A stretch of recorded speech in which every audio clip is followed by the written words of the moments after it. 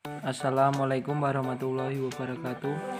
Di sini kami dari kelompok 1 yang beranggotakan Muhammad Misbahul Imam Mustafa NIM 1952311022, Tri Andi Prasetyo NIM 1952311055, dan Nur Kumala Fitri 1952311080 akan mempresentasikan tentang pembiayaan bank syariah. Berikut pengertian menurut para ahli mengenai pembiayaan syariah. Yang pertama, menurut Muhammad Syafi'i Antonio dalam bukunya yang berjudul Bank Syariah dan Teori Praktek, pembiayaan adalah pemberian fasilitas penyediaan dana untuk memenuhi kebutuhan pihak-pihak yang merupakan divisi unit.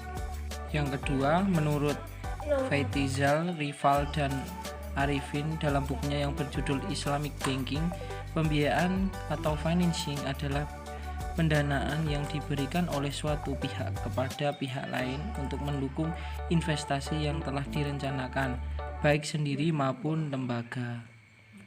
Selanjutnya, sejarah pembiayaan syariah.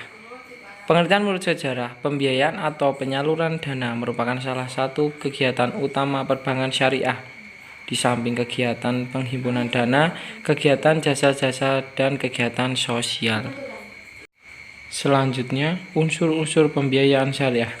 Berdasarkan hal ini, unsur dalam pembiayaan yaitu meliputi adanya dua pihak, yaitu pemberi pembiayaan dan penerima pembiayaan. Yang kedua, kepercayaan. Kepercayaan yaitu keyakinan dari si pemberi pinjaman bahwa si penerima pinjaman akan mengembalikan pinjaman yang diterimanya sesuai dengan jangka waktu dan syarat-syarat yang disetujui oleh kedua belah pihak. Yang ketiga, kesepakatan, yaitu kesepakatan antara si pemberi pembiayaan dan penerima pembiayaan. Yang keempat, jangka waktu, yaitu masa pengembalian pinjaman yang disepakati. Yang kelima, yaitu resiko. Resiko adalah adanya suatu tenggang waktu pengembalian akan menyebabkan suatu resiko tidak tertanggunnya pembiayaan atau non-performing loan.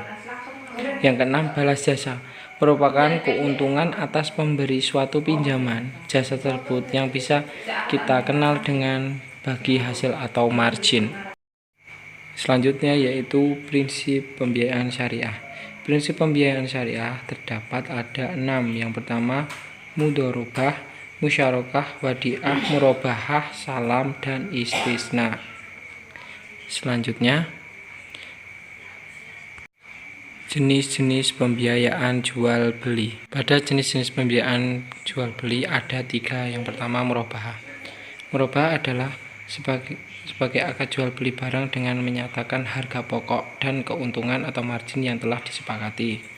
Yang kedua yaitu salam. Salam merupakan akad pembiayaan suatu barang dan cara pemesanan dan pembiayaan harga yang dilakukan terlebih dahulu dengan syarat tertentu yang disepakati, sedangkan penyerahan barang dilakukan sesuai dengan kesepakatan yang telah dibuat.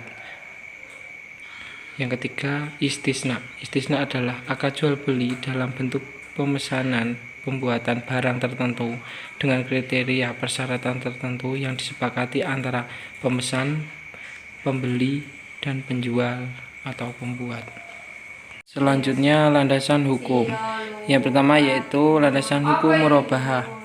Menurut firman Allah, Quran Surat Al-Nisa ayat 4, yaitu, hai orang-orang yang beriman, janganlah kalian saling memakan atau mengambil harta sesamamu dengan jalan yang batil, kecuali dengan jalan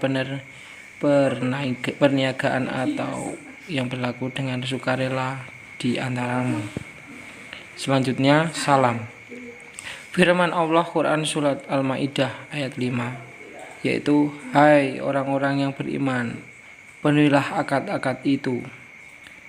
Yang ketiga, istisna.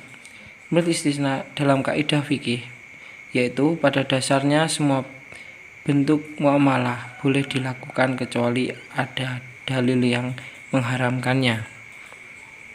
Selanjutnya, jenis-jenis pembiayaan kerjasama. Pembiayaan kerjasama terdapat 3, yaitu mudharabah, musyarakah, dan ijarah. Mudharabah yaitu akad kerjasama usaha antara dua pihak, di mana pihak pertama yaitu sahibul mal menyediakan 100% modal, sedangkan pihak lainnya menjadi pengelola.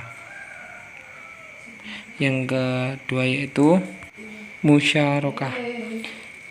Musyarakah adalah pembiayaan berdasarkan atas kerjasama antara dua pihak atau lebih untuk suatu usaha tertentu, di mana masing-masing pihak memberikan kontribusi dana dengan ketentuan bahwa keuntungan dibagi berdasarkan nisbah yang disepakati, sedangkan kerugian ditanggung oleh para pihak sebesar partisipasi modal yang disertakan dalam usaha tersebut.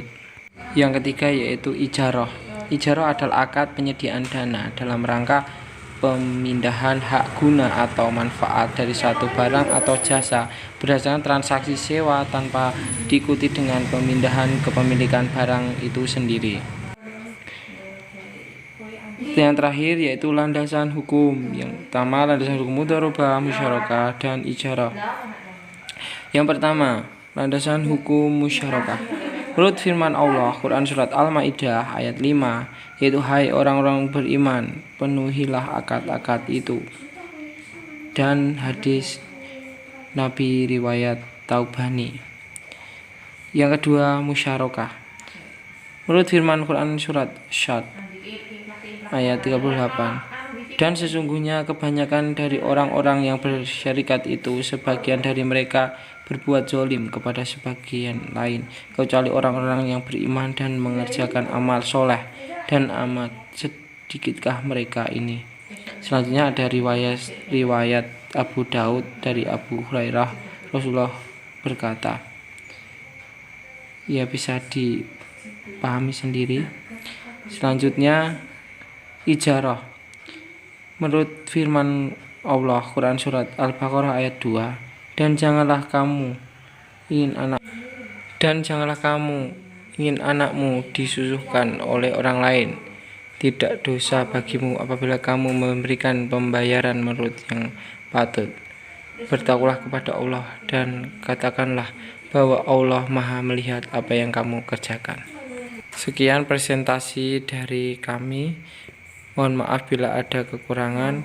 Wassalamualaikum warahmatullahi wabarakatuh.